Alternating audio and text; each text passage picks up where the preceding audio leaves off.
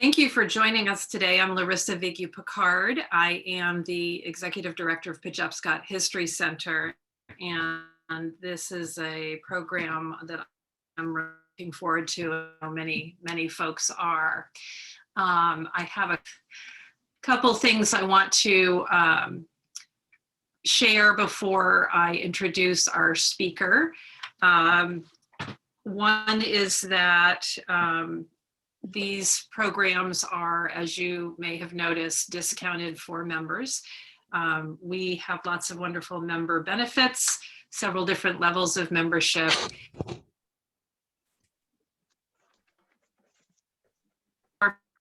And our members support all of the activities that we do. So if you are interested in taking advantage of those member discounts in the future, please do consider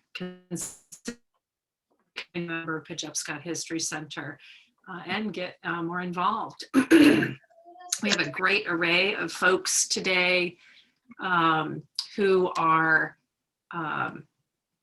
not us for this program.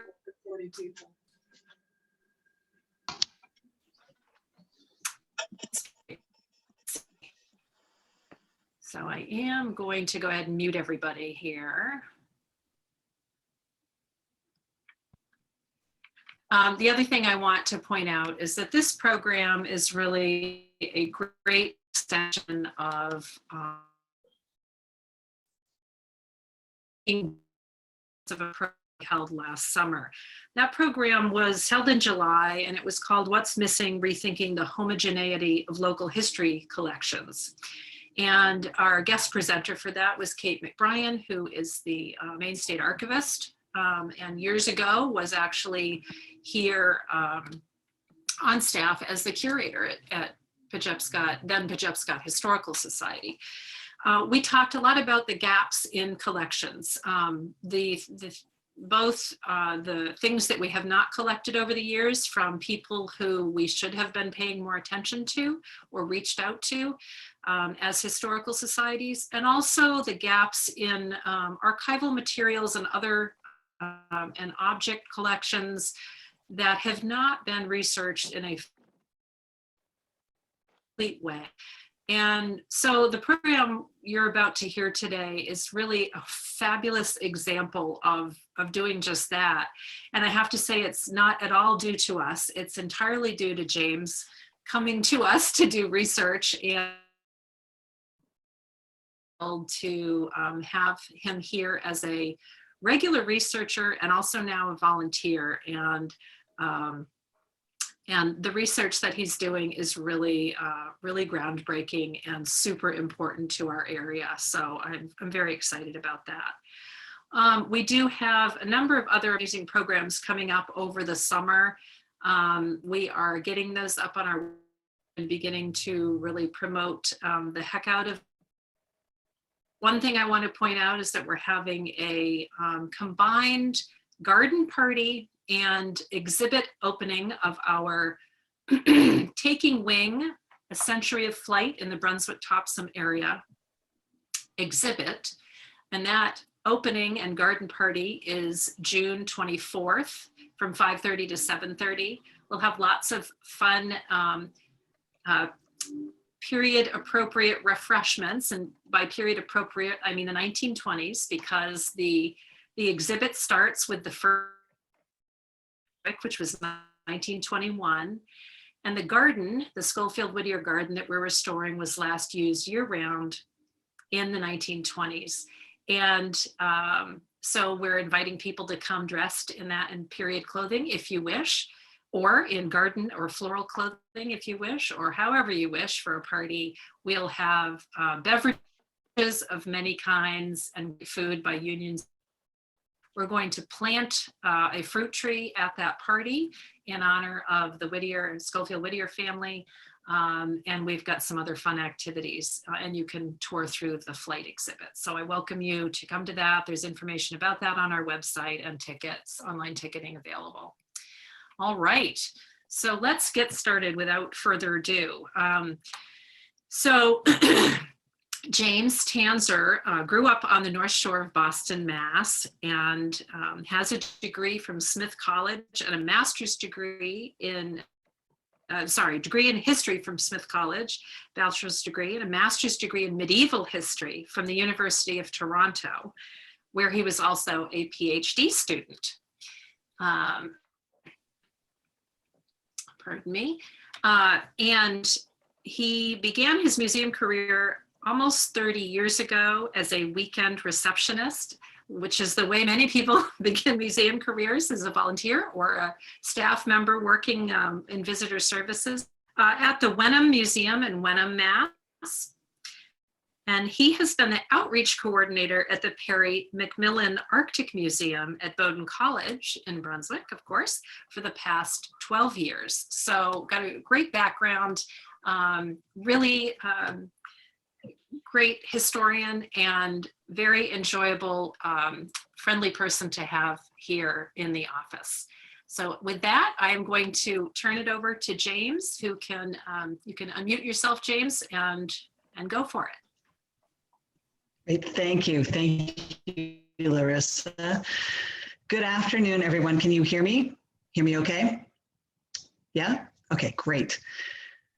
Thank you for joining me here today. Before I begin, I would like to acknowledge that I'm speaking to you from Brunswick, Maine, on the traditional land of the Wabanaki, who are the people of the Dawnland, who have been its stewards for many, many generations. I encourage all of you listening today, wherever you are, to learn about the Indigenous history of the land you inhabit. There is much to learn. And I'm going to share my screen with you now.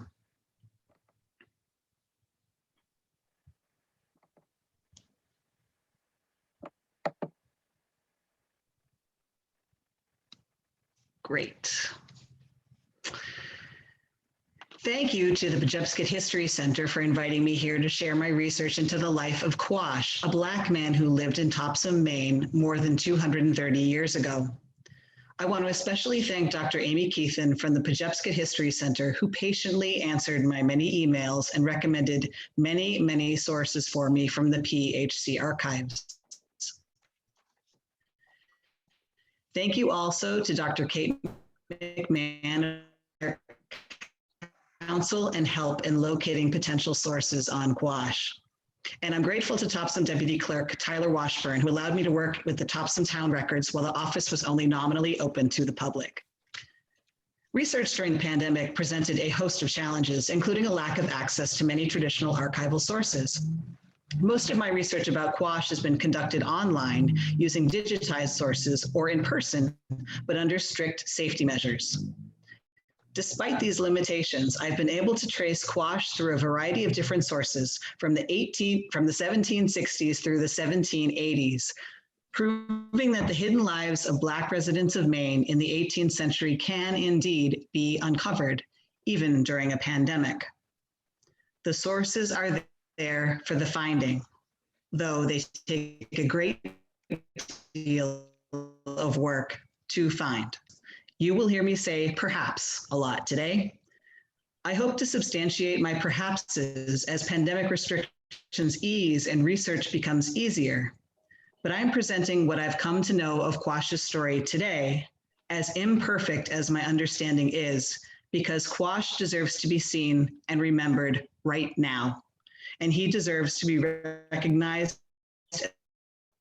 as part of the Topsham and Brunswick communities in which he lived and died.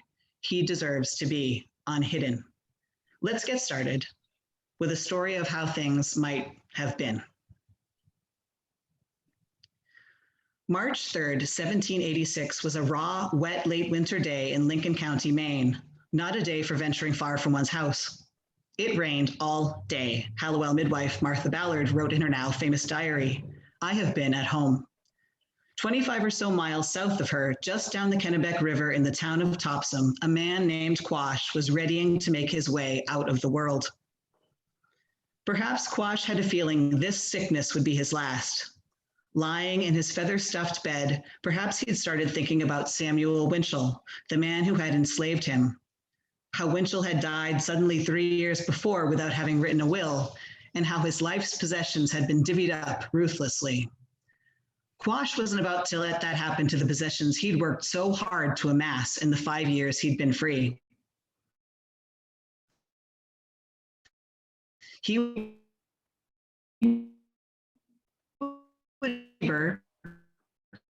Samuel Staple had been said, and when they arrived at his bedside, their woolen coats dripping with rain, Quash told them he was ready to make his will. When it was finished, Quash took up the pen in his weakened hand and made his mark on the paper, a broken but broad X. Then he lay back in bed. It was done, this final act of a free man. Perhaps he was relieved and thought he might rest peacefully at last. Although Quash had lived many years before his will was written in 1786, it's through his will that I got my very first glimpse of him. I'd been researching a family in Westcasset, paging through the digitized index of Lincoln County, Maine probate records. These records are available at familysearch.org, a digitized collection of hundreds of thousands of microfilm records compiled by the LDS Church. They're free to use and an invaluable resource, but many of the records are not searchable by name yet. So a research of microfilm machines, or if they're lucky, as I was that day, there's a digitized copy of a handwritten index at the start of a record that can be used the old-fashioned way. Searching the index of the probate records, Quash's name caught my eye. I'd recently read the book Black Yankees, The Development of an Afro-American Subculture in 18th Century New England by William Pearson. In it, Pearson discusses enslaved people's names in 17th and 18th century New England. Often names were imposed on the enslaved by their enslavers, but sometimes enslaved people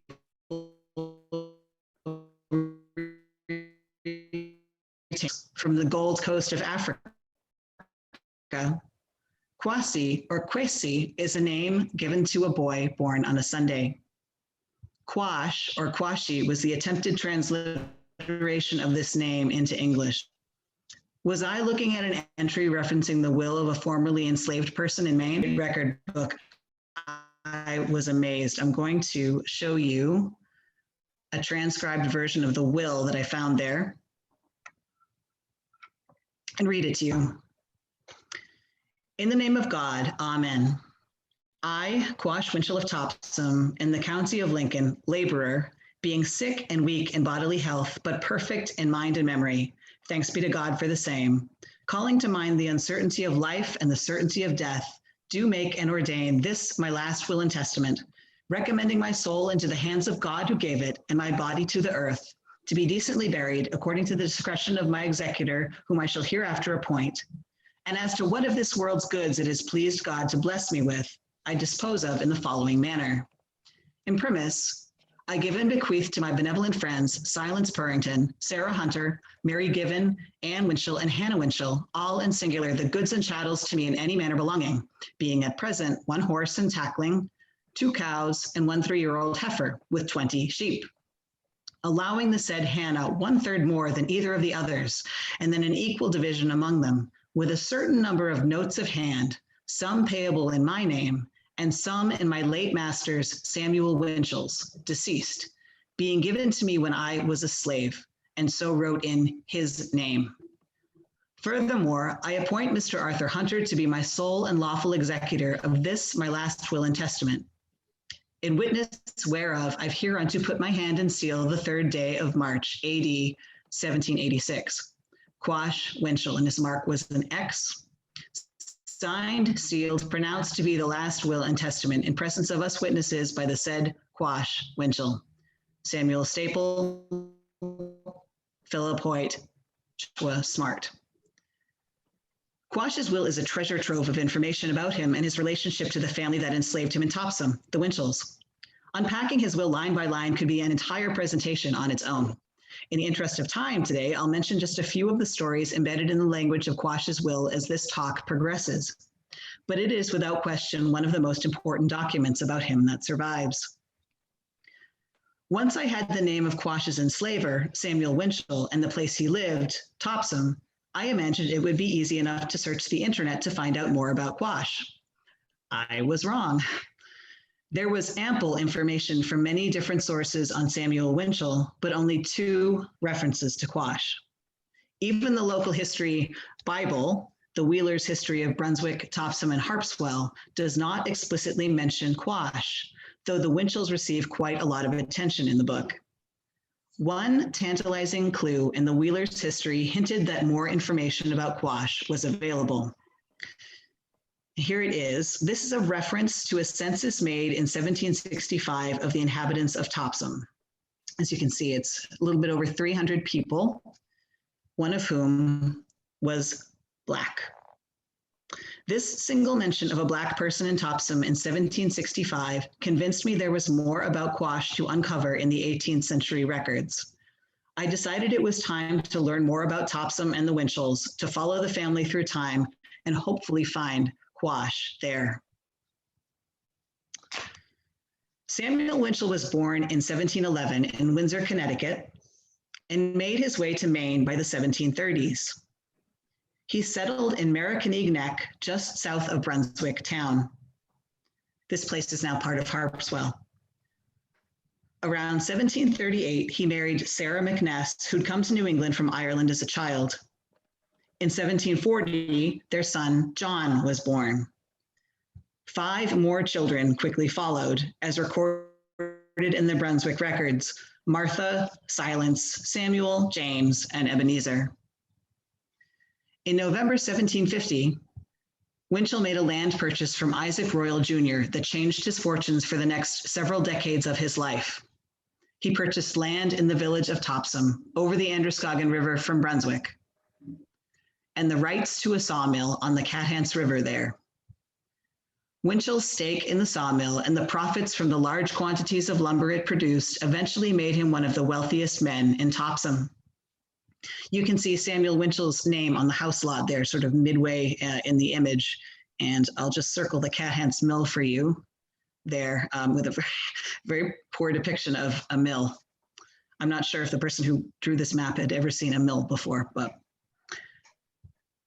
in Topsham, the Winchell family continued to grow with the births of Sarah, Mary, Anne, and Hannah. If several of those names sound familiar, it's because we've already encountered them in Quash's will. So as you can see, Silence Purrington, who was mentioned in the will, is actually Silence Winchell. Sarah Hunter is Sarah Winchell. Mary Given is Mary Winchell, and Anne and Hannah Winchell were unmarried for their entire lives, and so they retained their surnames. All of the benevolent friends Quash named as his heirs were in fact daughters of Samuel Winchell, his enslaver. Keep that in mind as we move forward with Quash's story. I have not been able to ascertain how Quash came to Maine or who sold him to Samuel Winchell, though it's my belief that Quash arrived in Topsham sometime in the 1750s. As I mentioned earlier, Quash's name suggests he had close ties to Africa, although it's not possible at this time to say whether he was born there. It was not difficult for a person of some means or access to credit to purchase an enslaved Black person in 18th century Maine. It's been documented that merchants who traded in the West Indies regularly brought enslaved Africans from the sugar plantations there to sell in Maine. Slavery was most widespread among coastal Maine communities in the 1700s, but it was found inland as well. And here I have an example of a bill of lading for one enslaved woman shipped from the Bay of Carlisle in Barbados to Maine in 1719 to be purchased by a man named William Pepperell. And those of us who know Maine history will recognize that name, just as an example of slavery in 18th century Maine. Isaac Royal Jr., from whom Samuel Winchell purchased property and the mill in Topsham. He's in this picture far to the right with the red frock coat on. Isaac Royal Jr. himself owned a sugar plantation in Antigua and frequently traded in human beings from where he resided in Medford, Massachusetts. It's possible Quash could have been sold to Winchell by Isaac Royal, though I've not found any direct proof of that. As an aside, you can visit Isaac Royal's house today in Medford. Also on the property is Royal's 18th century slave quarters, the only such building of its kind remaining in New England. At one point, the Royals are thought to have had around 27 people enslaved on their Medford estate in Massachusetts, and hundreds more in Antigua. However he got to Maine, the earliest documented proof I found of Quash in Topsham is in 1763, when he features in a very dramatic set of events. Everything I'm about to tell you comes from the court records of Lincoln County, Maine, and the Superior Court records of Maine, which are held today in Massachusetts. Both sets of records are free to access online at familysearch.org. On November 9th, 1762, so the court records tell us, Samuel Winchell and his neighbor, Samuel Staple, you'll hear the last name Staple often in this presentation today. The Staples, Stephen and Samuel, were neighbors of the Winchells, and they always seemed to be involved in some way with what the Winchells were doing. So you'll hear more about the Staples. Samuel Winchell and his neighbor Samuel Staple went to collect hay. While bringing it back, 3 tons of it was lost, and that's the word used in the court records. It was lost. How this happened is not specified, and I can't even imagine how you would lose 3 tons of hay, but it occurred. Later in the same day, we are told, Hugh Wilson, a cabinet maker, also from Topsham, found the lost hay, and despite knowing it was not his to take, hauled it home. 1 month later, on December 10th, Hugh Wilson, quote, converted and disposed the same to his own use. That is, he sold the hay. And this is where things begin to get interesting. Somehow word got back to Samuel Winchell that Hugh Wilson not only found their lost hay, but took it up and sold it.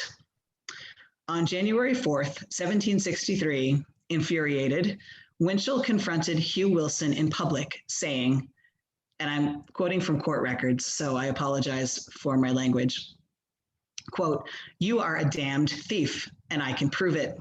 You are a known public thief."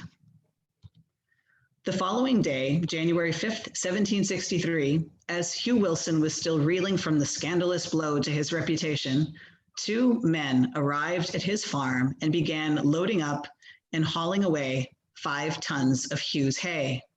These 2 men were Stephen Staple, brother to Samuel Staple, and Quash. They had apparently been sent by Samuel Winchell and Samuel Staple to settle the score. And we know all of this happened because Stephen Staple and Quash were summoned to appear at the Court of General Sessions at Pownborough, Maine in September 1763 to answer to the charge of theft. Here is the record. I'm not going to read this, but I just want to draw your attention to the portion that is underlined in red. They've misspelled Quash's name. They call him Squash, a Negro servant belonging to Samuel Winchell of Topsham. This was an incredibly dangerous position for Quash to be in, having been accused of stealing. The New England courts dealt particularly harshly with Black people, especially enslaved Black people. In Maine, in the 1770s, another enslaved man, Pompey, stole a single sheep in Kittery and was shipped away to the West Indies to toil in the truly horrific conditions on the sugar plantations there, never to be seen again. It's easy to imagine the dread Quash must have felt as he climbed the dimly lit stairs to the 2nd floor courtroom at the Pownborough Courthouse that September, not knowing what fate awaited him. In the end, Quash and Stephen Staple were both released by the court, but this incident shows how impulsive a man Samuel Winchell was and how angry he could become. So angry as to be completely careless with Quash's life in order to exact petty revenge on Hugh Wilson. What must it have been like to have been enslaved by such a man? The 1760s were a particularly chaotic time for the Winchell family. While the lumber business boomed and the family grew wealthier, cracks were beginning to show at the personal level. There was the court battle with Hugh Wilson I just mentioned, which went on for several years. Then, in In June 1767, Winchell's daughter Martha was accused of the crime of fornication, and she was summoned to appear in court at Pownborough. Her father, Samuel Winchell, attended court on her behalf and paid the prescribed fine before her case was even heard, sparing her and the family a humiliating trial. Not long after, in 1769, newly married son John Winchell, who had a habit of purchasing imported finery and large quantities of alcohol on credit and not repaying what was due, was taken all the way to the Superior Court by Brunswick merchant Benjamin Stone in an embarrassing debt trial. It's difficult to say how much Quash knew about these issues within the Winchell family. Enslaved people in 18th century New England sometimes shared quarters with their enslavers and often worked beside them. Because of the complexity of the lumbering trade between felling trees, driving them to the mill, and milling the boards themselves, Quash would have had ample opportunity to work in close contact with the Winchells there, as well as on the Winchell farm and on the many acres of cultivated land they owned. Quash may have even taken meals with the Winchells, and so may have been privy to private talk between family members in shared spaces. However, it's made clear in documents that Quash was very much viewed as other, residing with and belonging to the Winchells, but not part of the family. Tax records from Topsham held at the Pejepscot History Center speak to this othering of Quash. John Winchell, son of Samuel Winchell, was one of the men in charge of carrying out the tax valuation for the town in 1774. He had very distinctive handwriting, and I believe these 3 tax valuation documents were all written by him. The top document shows the completed valuation for Topsham in 1774, in which Quash is notated in the far right-hand column as a piece of taxable property owned by Samuel Winchell, with the single notation Negro. The 2 documents below appear to be supplemental documentation, estimating the value of a variety of taxed items: shares in ships, shares in mills, amounts and kinds of livestock, and enslaved human beings. Quash is notated twice, once as Samuel Winchell's Negro, and once as simply Winchell's Negro. Quash, whom John Winchell had known for more than a decade by 1774, and with whom he once shared a home, was reduced to a piece of nameless taxable property by John's notations. To John, it seemed, Quash was a possession, regardless of proximity. It's worthwhile to mention here that Quash appears to have had the last word in this relationship. As you will recall, John was pointedly left out of Quash's will in favor of his 5 sisters. By the late 1770s, New England was deep in the throes of the American Revolution, and the Massachusetts province of Maine was suffering economic hardship because of it. With British ships haunting the coastal waters, lumber exports fell, mills grew silent, and imported food and supplies began to dry up. Massachusetts required muster quotas for Maine counties, removing able-bodied men from their fields, mills, and workshops. We can see the labor shortages of 1779 begin to play out in Quash's life in another remarkable surviving document. After Quash died, the probate court ordered that an inventory be taken of his possessions so that the heirs he named in his will could receive the property he intended them to have. This inventory still exists and can be found in the same Lincoln County probate records that contain his will. As Quash mentioned in his will, among his possessions were several notes of hand, written agreements to furnish payment on request for services rendered, for example, for labor. In essence, notes of hand were IOUs. His inventory shows 6 notes of hand for 1779 when labor in Lincoln County was in short supply. What might they signify? It was common practice in colonial New England for enslavers to hire out the people they enslaved to others who needed extra manpower. For someone who could afford to lose the labor of their slave for a short period of time, this was a way to still receive a return on that labor, as the person who hired the slave would give the slave's earnings directly back to the enslaver. It's possible Samuel Winchell made use of this system in 1779 and hired Quash out. Perhaps because there was little lumbering work at the mill, and perhaps Winchell himself was starting to feel the pinch of atrophying economy in the province of Maine. These 1779 notes of hand may have been the same ones Quash referenced in his will as having been written out in Samuel Winchell's name, because when Quash received them, he was still enslaved and so could not claim the wages for himself.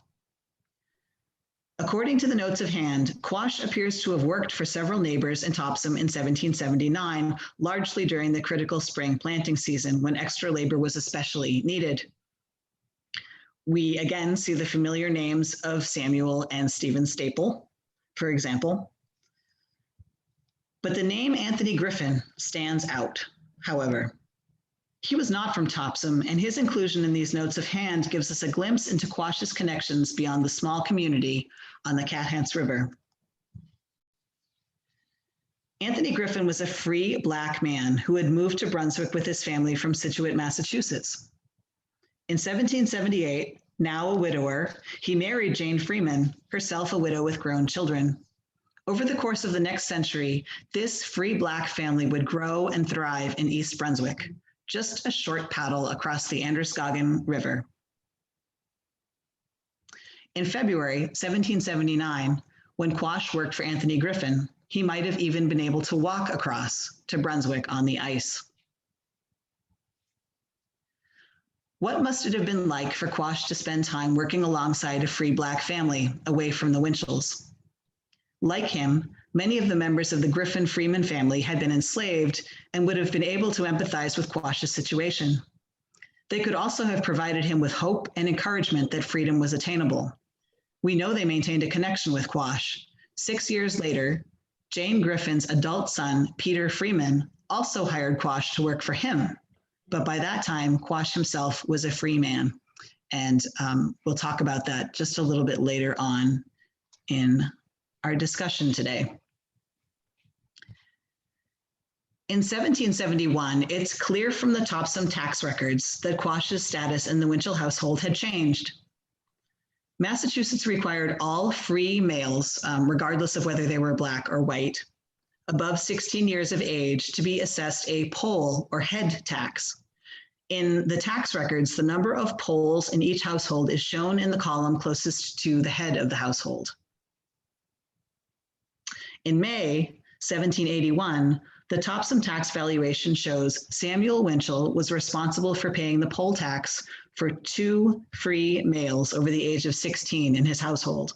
In fact, it looks as if the number was amended by the assessor from 1 to 2, as if this was a new situation for Samuel Winchell. Since Samuel's son, John, is listed in the same record as the head of his own household, and the Winchells had no other living sons, it seems likely this second free male was Quash. So Quash was a free man, yet still living in the household of Samuel Winchell in May 1781, and Winchell was still responsible for paying Quash's poll tax. In a second tax valuation dated November 1781, so this is 6 months later, a remarkable change can be seen. Samuel Winchell reported only 1 poll in his household, himself, and down at the very bottom of the page, we find Quash on his own, listed by name, assessed at 1 poll. He was a free man and also no longer tied to the Winchell household except in surname.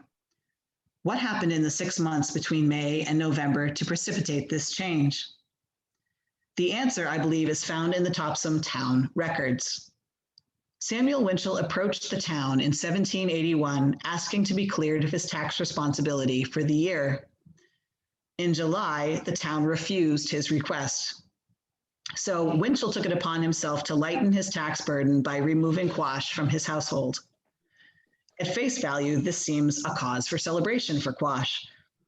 However, a closer look at the entire tax record from November 1781 shows how Samuel Winchell's decision might have affected Quash negatively. And there's Quash way down at the bottom of the page, circled in white. According to the records, Quash had no land, No crops, no livestock, and it was nearly winter.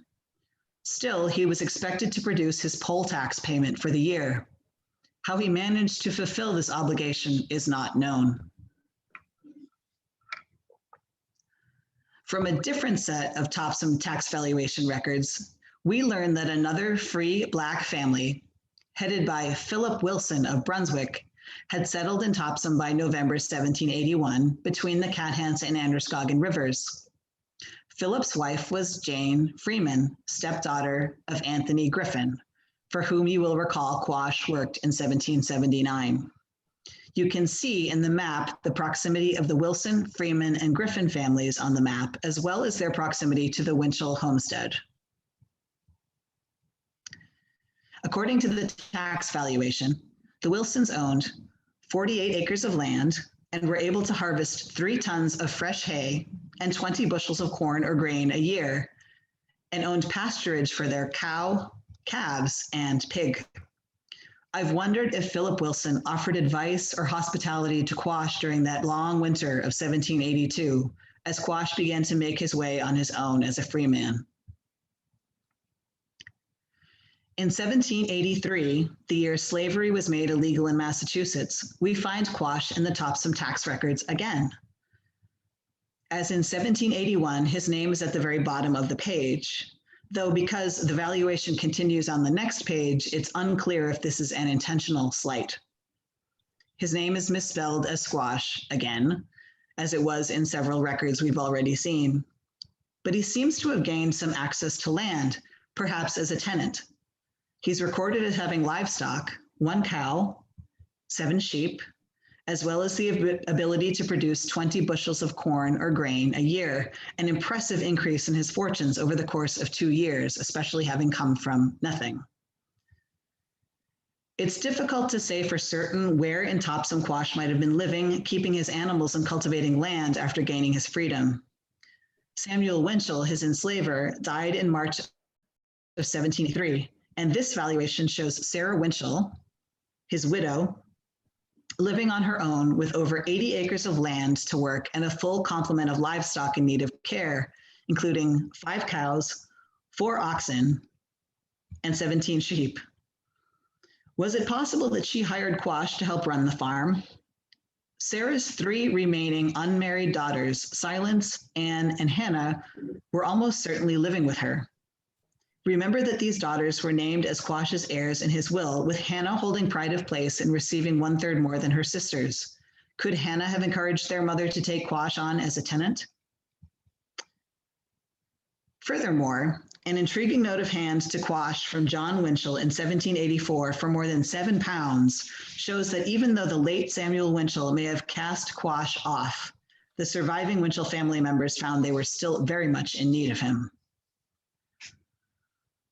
More notes of hand from the years 1785 to 1787 show Quash at work near where he had lived for more than 2 decades, between the Cathants and Androscoggin rivers. One notable exception to this pattern was in May 1785, when Quash went to work in Brunswick for Peter Freeman, stepson to Anthony Griffin and brother-in-law to Philip Wilson. Peter, a free Black man, had only recently arrived in Brunswick from Ipswich, Massachusetts.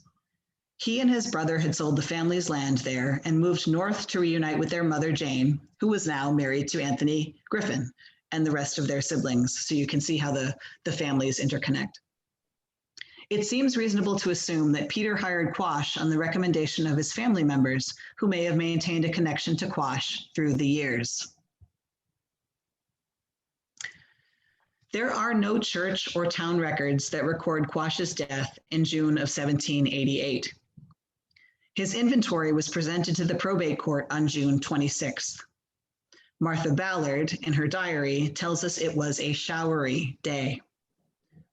Quash had named Arthur Hunter, husband of Winchell daughter Sarah, to be his executor, a clever decision by Quash that would make certain the accurate distribution of his property.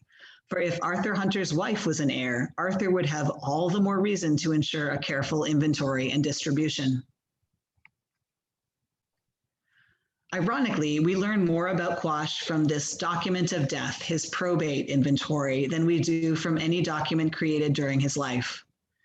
We've already seen how the notes of hand in Quash's inventory documented his working and personal relationships with other community members, both Black and white. In the last section of his inventory, we are afforded a more intimate look at his life as we read through the list of his possessions. Here are the possessions of a man who owns livestock and earns a living from raising them. The horse, saddle, and bridle allowed Quash the mobility to herd his flock of sheep from one grazing area to another, and the gun helped protect them from predators, including wolves. Quash's horse would have significantly increased the ease by which he could tend his stock. He was also keeping stores of agricultural products in his living quarters. Corn is listed, and 16 pounds of wool. These products may have been used by Quash to barter for goods with his neighbors. Quash owned a feather bed and bedding to go with it, presumably linens and blankets. Feather beds in the 18th century were unlike our light, fluffy feather beds of today. Quash's feather bed would have been tightly packed with feathers and especially warm in the winter. Although Quash's clothes are described as old, they were apparently worth a significant amount of money, 5 pounds. This is nearly the same amount of money Samuel Winchell's clothing appraised for in his probate inventory 5 years before. We can venture a guess as to what kinds of clothes Quash wore by turning our attention to several other items in Quash's inventory. This 18th century painting of a young Black man comes from a larger English painting by an unknown artist of a equally unknown white gentleman hunting with his, quote, servant. Though Quash's old clothes almost certainly were not of this particular quality, some items of 18th century clothing were fairly universal to all classes. The pair of silver buckles noted in the inventory were most likely shoe buckles for cinching a leather strap tight across the top of Quash's foot. That they were silver and not some other metal is intriguing. The pair of stone sleeve buttons would have functioned very much like modern cufflinks, holding the open sides of Quash's shirt sleeves closed. Perhaps the stone would have been some sort of inset semi-precious gem like garnet or jasper. And the pair of silver knee buckles would have secured the hem of Quash's breeches underneath his knee. Again, it's interesting that they were made from silver. Two other precious items stand out in Quash's inventory as well: a silver brooch and 2 gold rings. Did Quash regularly or ever wear all of these fine accessories, or were they keepsakes? Did they have special significance to him? And finally, I present you with a bit of a mystery. I find myself completely unable to decipher the last item in the inventory that I've circled in red. So if anyone watching today has any idea what that says, if you have an eye for 18th century handwriting, please let me know, perhaps in the comment section. When the entire value of Quash's estate was tallied, it was worth somewhere around 83 pounds, or 82 pounds, 18 shillings, taking into account the severe depreciation of continental paper currency. Now, I'm not an economic historian, and I've relied on inflation and currency converters on the internet to arrive at my next numbers. So they may be terribly, terribly flawed. But from my imperfect calculations, Quash's estate may have been worth the equivalent of $10,000 today, an absolutely remarkable legacy for a man who, when freed 7 years before, owned neither land nor any kind of property. Today, it is hard to find evidence of Quash's life on the landscape of Topsham. I presume because he requested in his will to be decently buried that he rests somewhere in the First Parish Cemetery along Route 24 in Topsham, where Samuel and Sarah Winchell and many of their children lie, but I have not found any record of his grave. It is possible to visit the site of the former Cat Hand sawmill and even enjoy a picnic there at the head of Tide Park on Cathens Road in Topsham while looking up towards the former site of the Winchell's homestead. There's impressive interpretive signage at the park with an 18th century map that shows the Winchell's property beside the Cathens sawmill, but there is no mention of Quash. Whether by conscious action or malign indifference, over time, Quash's story has been hidden, as have the stories of hundreds of other enslaved and free Black Mainers. But it doesn't have to stay this way. We can become citizen historians and use local records to seek out silenced voices in our communities and amplify them again. I encourage you to become curious about your communities and the history that's been hidden in them and hidden from them. Help to uncover these stories. This is necessary work. Thank you.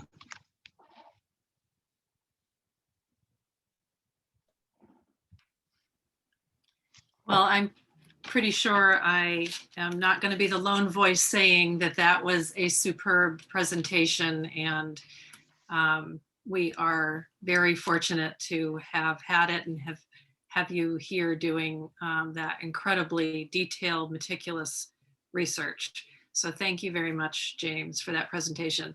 I have to apologize to everyone for our technical problems in the beginning that had nothing to do with James's machine or anything. It has everything to do with our Wi-Fi here in the building. This is a 19th century building with tin ceilings and all sorts of things going on in the walls. And we have just actually added some routers here, but we had to shut down several other machines that were on the Wi-Fi to cut down on the problems. So I want to apologize to James and everybody else for that. I hope that got better for everybody as the presentation went on. It seemed to on our end.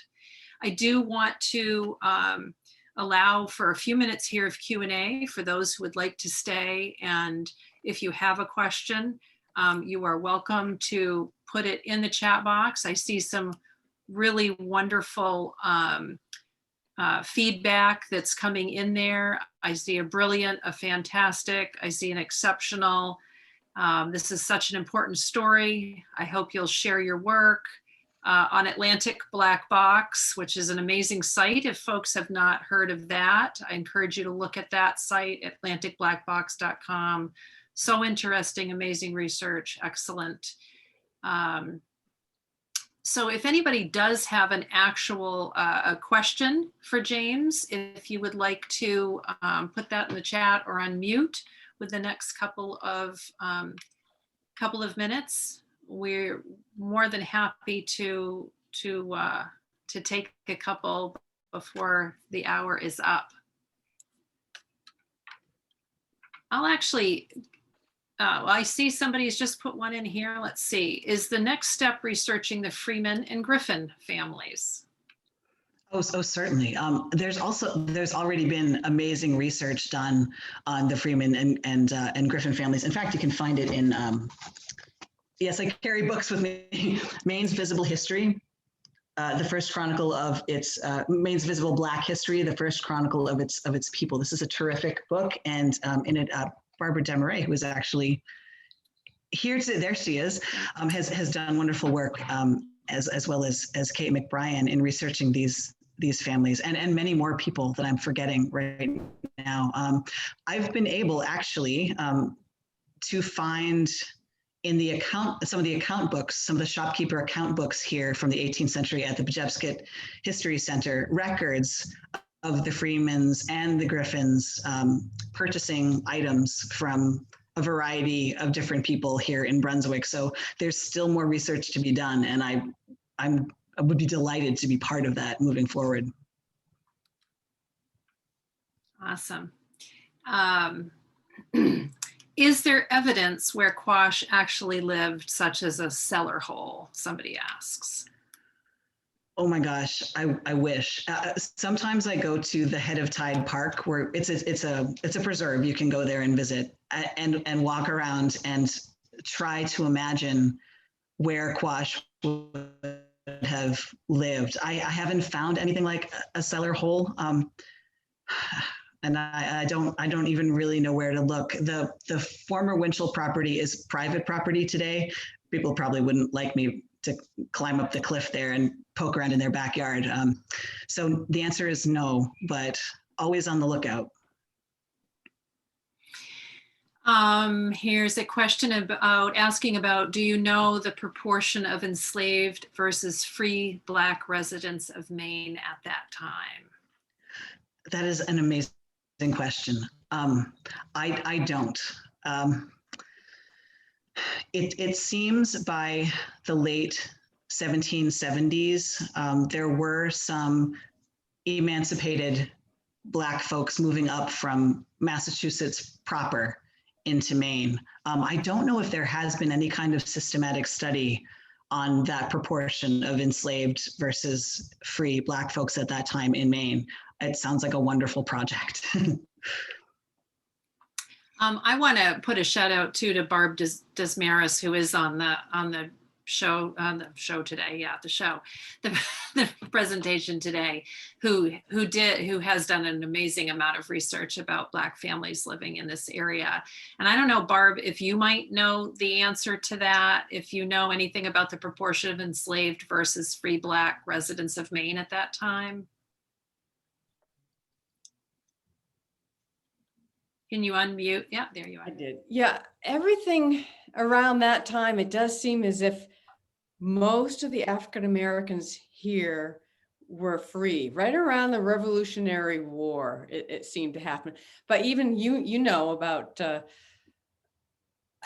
still into the 1800s, people say from Bowdoin College were bringing enslaved people here with them as servants.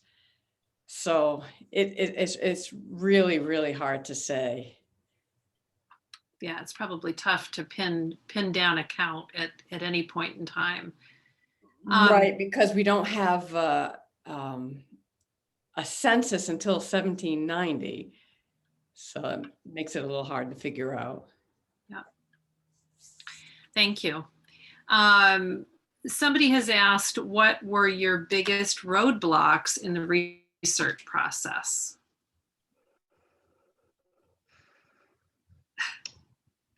Yeah, but there's so many. Biggest. Really, it was